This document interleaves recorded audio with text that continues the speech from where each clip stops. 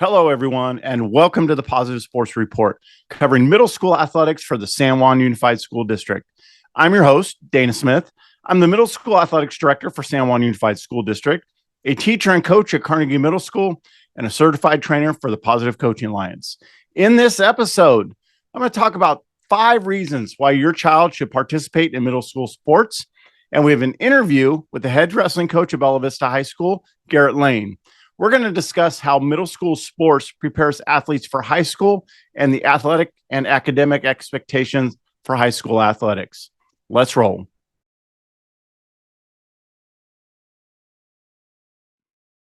Okay, so let's talk about these 5 benefits of our kids playing middle school sports. First of all, they build healthy habits. It helps their overall well-being, establishing habits while they're young that are a foundation for a strong, healthy lifestyle, social and emotional benefits, and contributing positively to their mental health. Young athletes are less likely to participate in risky behavior later in life because they value a healthy lifestyle. It helps to build teamwork, learning to practice and play together while encouraging each other, experiencing working as a group, learning to lead and make concessions, and it encourages friendship and strong social skills. Participating in sports helps build confidence. It develops self-esteem and confidence from being a part of a team. It improves self-image, teaches responsibility, enables leadership roles, teaches athletes how to be good role models. All of this serves as evidence to build confidence. We can build time management skills. Adding a sport can help develop those skills, balancing homework, sports, family, and friends. And it builds a sense of belonging. They develop social and communication skills, helping them feel like they're a part of a community. They bond with coaches and peers, experience life lessons, and they feel like they're a part of something that's bigger than themselves. So these 5 benefits are not the only benefits, but they're powerful, powerful ways we can help kids benefit from participating in middle school sports. Okay, so this month, I am lucky enough, blessed to have one of my good friends and full disclosure, a colleague and actually a fellow classmate in our master's program. Tonight, we have the head coach. Actually, I got to say this. He and his team coming off a big win last night, so he should still be pretty pumped about that. Yeah, that was very exciting. Again, the head coach for wrestling from Bella Vista High School, Coach Garrett Lane. How you doing, Coach? I'm awesome. How are you? I'm good. I got to see a big win and see a bunch of my former athletes last night, so I'm loving it. Total, as we would say in Positive Coaching Alliance, total tank filler last night. Yeah. The atmosphere in our community we have. Yeah, we had a full gym last night. Literally came down to the last match of the entire dual meet. Whoever won the last match was going to win the duel. Top 2 teams in the league to start. 2 best teams the last 3 years in a row. And we had a junior Max Keogh get the win. And it was really exciting. The whole gym was like standing on their feet. So it was pretty sweet. A junior, and he was wrestling up a weight. Yeah, he was. That's true. Even better. Before we started this, I was telling you about how low my stress was like going into that match, because I just knew that, Max had done all the work in the off season and the camp, and he's like one of the hardest workers on the team as a captain, and he does everything that he's supposed to do on and off the mat. And I literally had no stress. I was like, hey, if they beat us and he beats Max, they deserve that, but right. There's nothing else Max could have done. He's done everything. And you got to win. Down that idea that we talk about. I'm sorry. That idea that we talk about, just go out and give your best effort, right? The wins and losses, they take care of themselves. It's about just going out, giving your best effort. Then you can walk off with your head high no matter what happens in that match. Coach, why don't you tell us a little bit about your sports background growing up and how you came into coaching? Yeah, sure. So I started wrestling at the age of 5 and competing at the age of 5 in tournaments. And I didn't stop until I went every year all the way until Sierra College, wrestling and competing at Sierra College. I wrestled at Barrett Middle School, and then I wrestled at Del Campo High School. So I'm a product of the San Juan Unified School District. And I just love wrestling so much. And I'm a sports fan for sure, but I'm a major wrestling fan. I mean, I love NCAA wrestling, high school wrestling, international wrestling.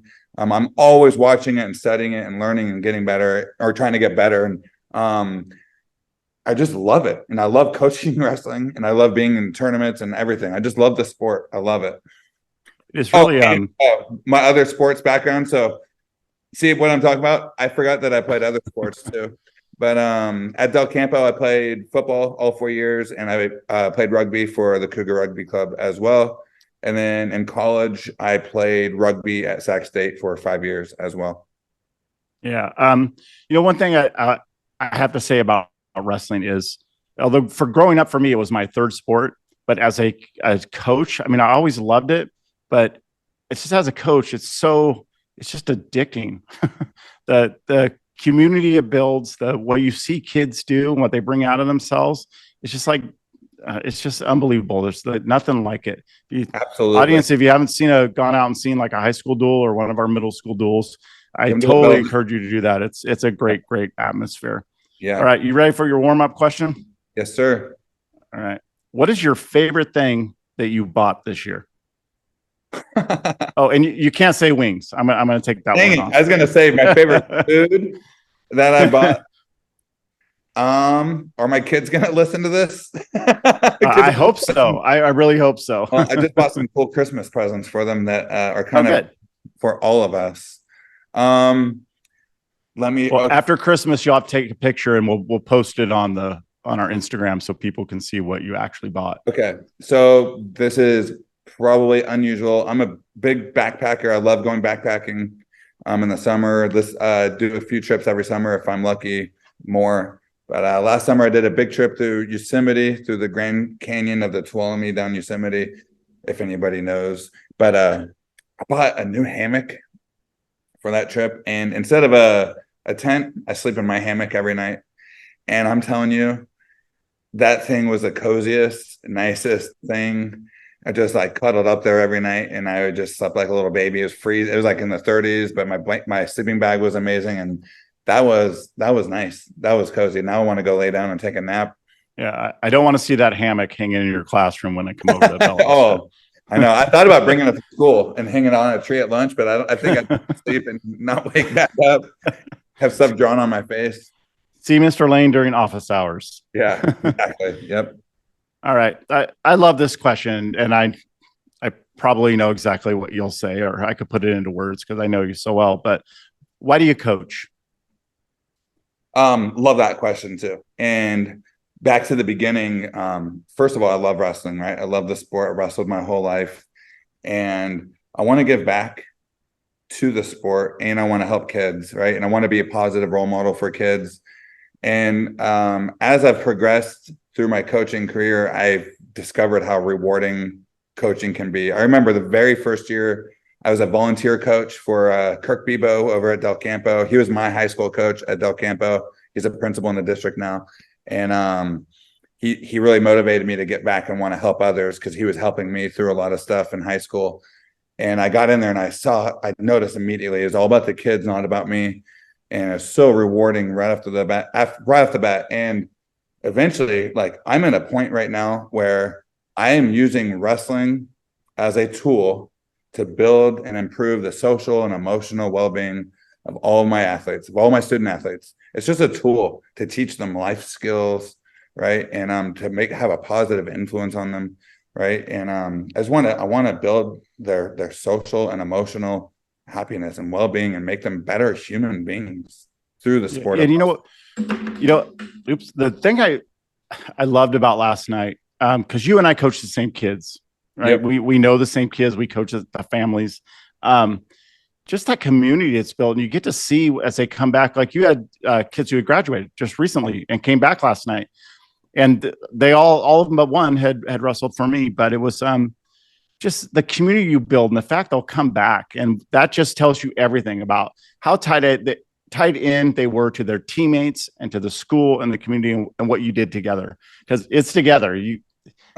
Coaches stay there a long time, but it's together with a different group every year. And it's just, I will say that coaching, it took me a few years to agree to do it because I know how competitive I am, But I look back on it, it's like it's the best decision I ever made. My best career decision ever was to start coaching wrestling and what it's brought back to me. I've got way more out of it than anybody I've ever coached has. Yeah. Seeing all the alumni last night was so cool from last year, a bunch of them, and some of their parents were there and they're coming up and hugging me. And we had spent so much time together over the last 4 years, and now they're not there. So seeing them again last night, it was so nice, like getting all those hugs from the kids and their parents and everything, and then sharing stories. Remember with this? I'm like, oh my gosh, that's so funny, you know. It was cool, and they were so excited for the team. We have a young team doing really well, so it's fun. I just love that community, and we're blessed. It's something special that's going on. So I really wanted to have you on because I teach 8th grade, and I see and hear what those kids think the expectations are going to be, not only in school but in athletics, and a lot of times sometimes they're right, but a lot of times they're wrong. They have a little bit of a misconception, and for me to tell them the way it's going to be doesn't necessarily hit home for them. Not that they don't respect what I have to say. They just, you're an old guy. You don't know what you're talking about. But I know I do. So I really want to have you come on and talk about that a little bit. So the word can get out to a few more people and parents and what the expectation is going to be. So what are the academic expectations for high school athletes? What do they have to do to be able to play sports in high school? Yeah, sure. So at Bella Vista, where I teach at, you have to, every athlete, first of all, they have to get cleared through the athletic department, and that there's a whole series of things that they have to go through. They have to get a physical. There's this thing that we use called Sportsnet. They go through there, and the parents have to sign a consent. There's all those layers first to get cleared before they can even. And that Sportsnet, I'm sorry, that Sportsnet that's a district-wide thing, right? That's a San Juan. I believe so, yes. I think so. And if anybody wants to look into it, they can just go to the athletics website at Bella Vista. There's a whole thing to fill out. So they have to get cleared first before they can even practice. And to be able to play a sport, every student has to have a C average, a 2.0, right? C average. And we have 6 classes at Bella Vista. So you have to be passing 5 of your 6 classes, right? So if you're failing more than one class, you will not even be allowed to practice or play the sport, especially. So we just had this grade check, and we have over 55 kids on the team this year, 55 to 60, depending on the day. And we had 2 kids with more than 1 F. And now, they need to be hitting the books and getting those grades up and focusing on that. And those kids, I went and told them, I was like, you have been slacking off, and I went and talked to them face to face and called their parents to let them know. But they cannot even practice or be part of the team at all until they get that grade brought up. And that's the next. So we had a progress report. So that's the next grading period at the end of end of December going into January. But so if you do, so the next little thing that we have this thing at Bella Vista. So you have to have a 2.0 and passing 5 of your 6 classes. If you have 1 F and a 2.0, you can do this thing called intervention. And we have a couple kids there, and they have to take a 0 period class next week, Monday, Tuesday, Wednesday, for 4 weeks, right? Straight 0 period in the library, where it's an intervention class where they have to use that time to catch up on their homework and classwork. And there's a whole requirement. If they miss 1 class over the next 4 weeks, they can't practice anymore, and they're not on the team. Right. And the best thing to do for all of this is to get ahead of it, right? Preventative, get ahead of the work, and go to class, do the homework, do the classwork, pay attention to your teacher, and maintain your grades. Because these kids right now, there was tears yesterday when I was talking to them. There's kids, I have to go to an extra class for 4 more weeks. I'm like, dude, you should have got ahead of this. This is on you. Right. And, I think, Garrett, that word, like that term, get ahead of it. And I think that's perfect, because what you see a lot of times with freshman athletes is they get themselves into such a hole they can't get out, because they're used to quarter system. It's a little different.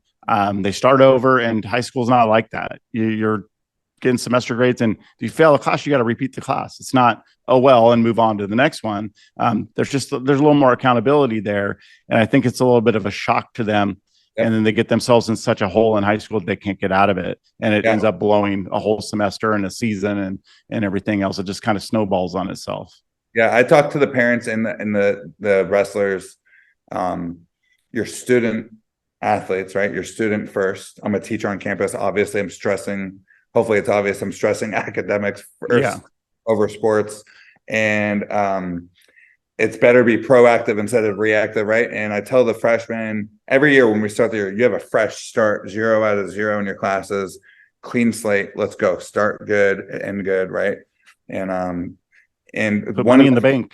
Yeah, and one of the things with coaching is, time management, right? And going to class, going to practice, going home, getting your homework done, spending time with your family, spending time with your friends, having recreation, all those things, right? It takes a lot of discipline.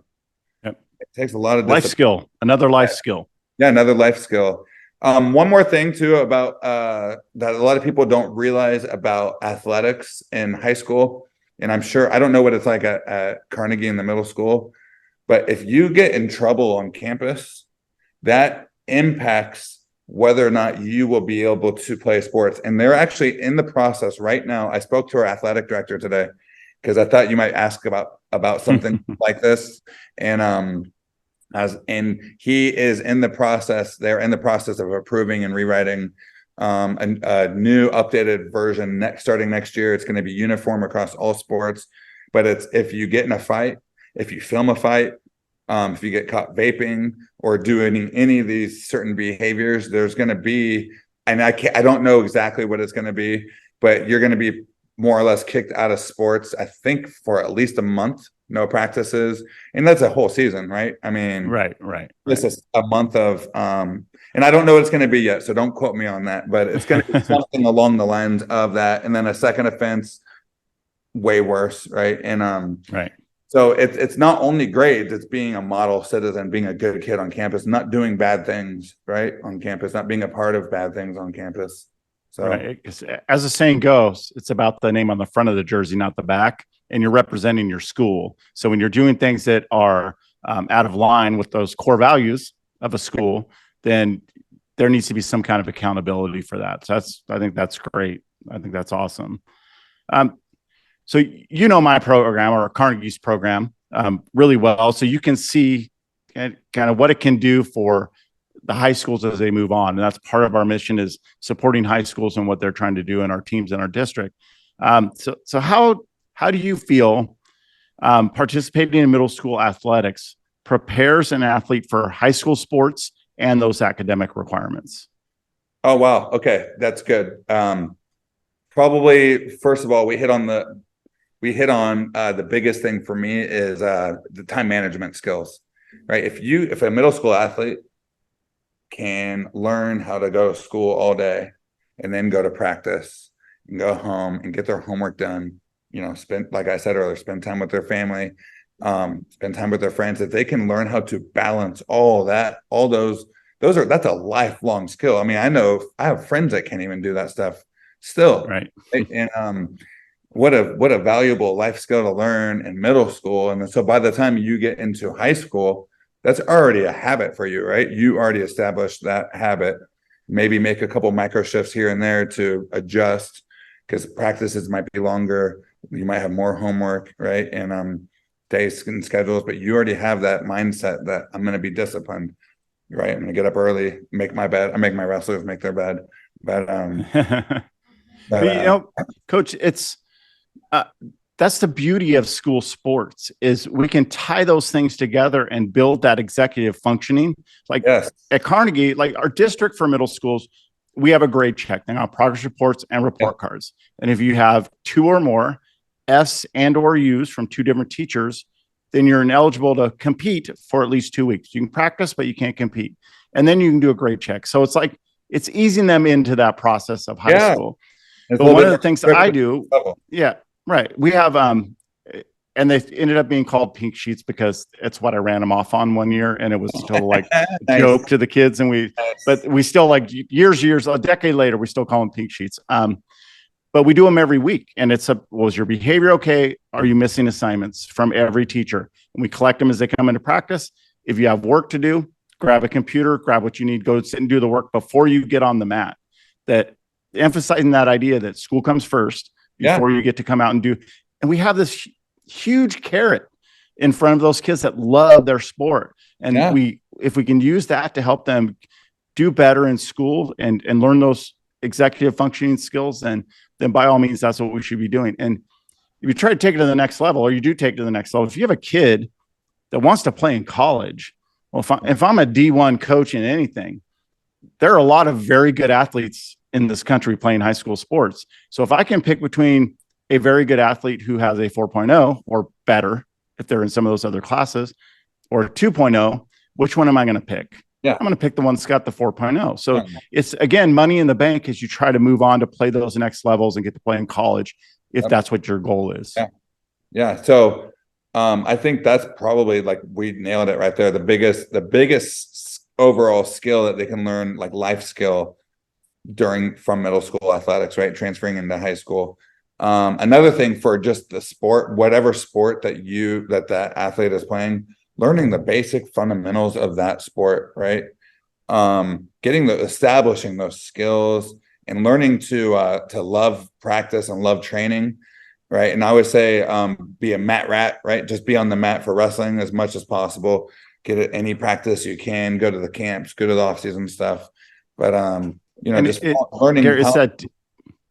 It's that discipline that you're talking about, and I love that. But you learn a healthy lifestyle that you know the benefits of, so it carries out throughout your life. You like being healthy in that lifestyle and working out and getting better at things. So it really is another life skill that builds on as we go through into adulthood. And coach, we see those changes in kids, and that's where it's so rewarding. I just saw an alum the other day at Target, and I just remember grabbing him in the weight room, and he was this very out of shape person. And by the time he finished high school, he's just ultra disciplined little specimen of an athlete and great being and motivated, right, to do things in life. And we had a great talk at Target, and gosh, that's just such great stuff. So proud of little things like that all the time. And that's one of those, what we can do, right? What we can do. Those moments you don't know about before you go into coaching, and then you get to have later with kids. That's great. Yeah. We've kind of covered this a little bit, but let's make sure we kind of connect everything. Talk about some of the life lessons our student athletes can take away from the sport of wrestling. What are some of the life skills we were able to build on there? Yeah, sure. So one of my favorite things I've been talking to my wrestlers about this year is like energy management in stressful situations, right? We'll have a wrestling practice or a wrestling competition, and it is stressful. There's a lot of different external noises and stimuli, and maybe like last night, there's everybody in the whole entire gym is watching you. I mean, you have a couple hundred people watching you, and you're the only one out there. What I call public identifiability, right? And aspect of it, and teaching the kids the energy management of that, right? Not responding in a negative way, in a negatively emotional way to external stimuli, right?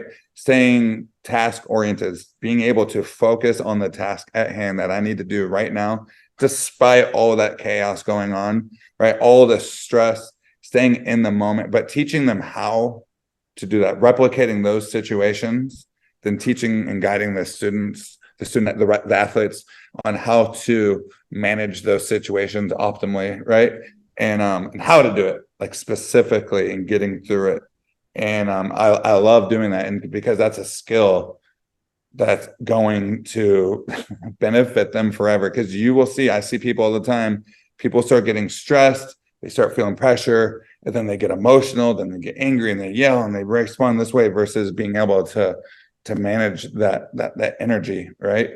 That's one huge one I've been working on this year. Another one that I love working on is coping and understanding with anxiety, right? Because everybody in competition is going to have some sort of anxiety, And you and I both know that it's a myth that we have to teach kids how to get rid of anxiety, right? Right. Because acknowledge it. like seriously, my favorite thing is like, how long would that take? If they sat there and were like, hey, we're going to get rid of your anxiety before you can compete. I mean, we're going to be sitting there for a long time. Right. So, right. and all the data shows that every person with anxiety can have an optimal performance in whatever they're doing, despite that anxiety being present. And it's not one or the other. They can coexist, right? So you can still, and that's a life skill, right? So in wrestling, kids will have anxiety before a match. We work them through coping and accepting that anxiety and still like thriving through that anxiety and on how to specifically do those types of skills. And then if you think about that as a life skill, if you have to give a speech or you have to cook, if you're a chef, you have to cook for someone big, right? Or you have a job interview, or you have any sort of performance, or you're working construction and someone's watching you and you're nervous, or whatever it might be. Being right? interviewed on a podcast. Yeah. Yeah, exactly. Right. You can have anxiety and perform optimally. It's not one or the other. Right. And that's kind of like a myth that I don't like. I think it's kind of rude to tell someone they have to get rid of their anxiety. Right. That usually just makes them more anxious. Yeah. Yeah. And that was a lot of it from Dr. Orr from Mizzou was teaching me all that stuff. But that's where we learned it from. But that's one of my favorite things to work kids through, and seeing them with the energy management levels. I guess another third one is goal setting, how to set goals, how to achieve goals, setting realistic, measurable, time specific goals, right? That are attainable in the process of goal attainment, right? So how you're going to reach that goal by doing what? How by doing what?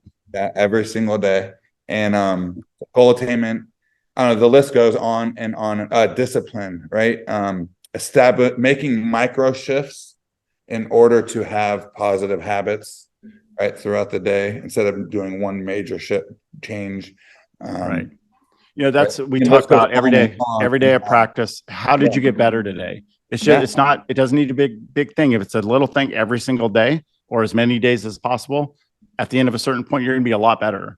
And just setting those goals will get a little bit better every day, grow a little bit. It's okay to be uncomfortable. It's okay to be anxious and nervous. So we accept that and we go through the process knowing that that's okay. When was the last time you told somebody to calm down and it calmed them down? Never. Never, ever. Yeah. Discomfort is your friend, right? So right. Go through that discomfort, through that growth. And speaking of that, totally use a growth mindset, hardcore. I mean, that's like the foundation. If you're not good at something, you're not good at it yet. Coach Lane, I was just gonna say, you are the yet guy. Totally. I know. And you had me on that. We'll experience it in like summer camp or begins. Kids just trying to do cartwheels. I can't do a cartwheel. And I just hear your voice in my head saying, yet. Yeah. And they thrive on that. They start saying it to each other. When some kid says, I can't do this, you'll hear you go, yet. And that's great. That's the way we want them to be. Yeah. And it's huge. And then, and like the next level with growth mindset, I was listening to the Huberman podcast and he's talking about Carol Dweck and about stress and how stress can motivate and be like good for you, depending on how all that stuff. Right. But the growth mindset, I do that with my own children, my kids, like that I have. And I do it with my students. I do it with my wrestlers and my athletes. And like you can achieve this, you can reach these goals. Right. And a lot of that goes with goal attainment. How am I going to do this? Right. So, I mean, how much time do we have? Because I could, we could do this for hours. I know. I could just go down. And we have before. We have. Oh my gosh. No, I could just go down a rabbit hole. But that's the whole thing is it just shows you how much is available as life lessons through sport. It's huge. It is so critical. It is part of our kids' education. It's not extracurricular. Yeah. It's co-curricular. And where do we have a better place to do that than in school, where you don't have to have a bunch of money to play high school sports? There aren't big fees to be on a team that's going somewhere. It's like go out and play high school sports, and we can build upon what we're already doing in our classrooms. I look at our practices in another classroom during the day where we're teaching something just as critically important as throughout the rest of the day. Yeah, it's free to wrestle for Bella Vista, and but I make them work a fundraiser for us, and that's how they pay for it, is through working for the team to raise money for the team. But, which is another great life lesson, right? We have to work for those things that we get. We can't just expect people to do things for us all the time. Right. Yeah. Right. And it's fun, right? It's like I have so much fun. I want the kids to have fun. And like one of the things I want is I want the kids to want to be at practice without me forcing them, right? So building their intrinsic motivation, all those things. And what you were saying a minute ago about how awesome sports can be is, some coaches can make sports not bad, or not bad. Sorry. Some coaches can make sports not good. And those ones will stand out. But if you have the right coach and the right system and the right support, I mean, it can just be such an amazingly positive impact and change a child's life, Right. And, we talked about this in a past episode before, that's saying that, sports build character. Well, they can build character, but they can do a lot of damage too. If you have the wrong people in charge of it and it's being done the wrong way, it can be a very negative, damaging thing. So it's that importance that we talk about having positive coaches and coaches that are trained. You can't throw somebody in there and expect them to know how to do it the right way. You got to train people to be able to do that. And when we have coaches under us being able to train them how to do that, so they can carry on and make it better for other people too.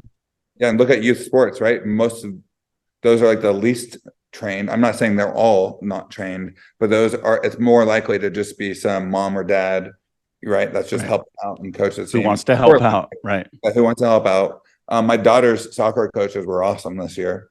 I was trying not to be the guy standing there judging. It's just a dad, it's just a dad. But I was impressed. They did a great job, so, but it can be, really positive and helpful for the kids. Right. And most people that do that, most people that get into it, their heart's in the right place. Yes, they just need to know how to do it the right way. Their heart's in the right place for sure. So yes. And what people do is they tend to coach how they were coached, right? Right. I started doing that when I first started coaching, and then, and I had some amazing coaches, and I had some very less spectacular coaches, and I was doing what everybody was doing. Then I realized that, I got to learn and grow and adjust and not do it just because that's how I did it, right? And so I think you said their heart's in the right place, but learning some, basic, skills and coaching aspects, asking them why. We wouldn't ask a teacher to go into a classroom not trained how to teach. Right. So coaches are teachers. So we need to be able to train them too. Coach Lane, I really appreciate you coming on. My pleasure. Thanks for having information. And like you said, we could talk about this. I know. I was like, how far do I go down this rabbit hole? No, you're great. Thank you. I really appreciate it. And I look forward to seeing your kids wrestle again and to see you watching our kids too. All right. Thank you very much, Garrett. Thanks for having me on. Appreciate it.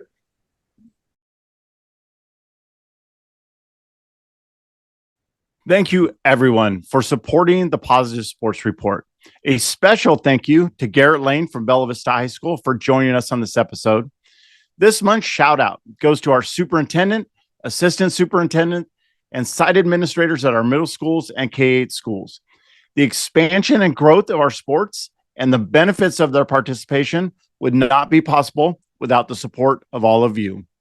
The Performance Connection supports the Positive Sports Report. Unlock the full potential of your youth and high school sports organization and athletes with positive coaching and mental preparation. Learn how to build an organization built on core values, stay focused, positive, and motivated with help from the Performance Connection. See the services available at theperformanceconnection.com. Please subscribe to the podcast on your favorite podcast service and on YouTube. Follow us on Instagram at The Positive Sports Report. Until next time, let's keep our sports positive.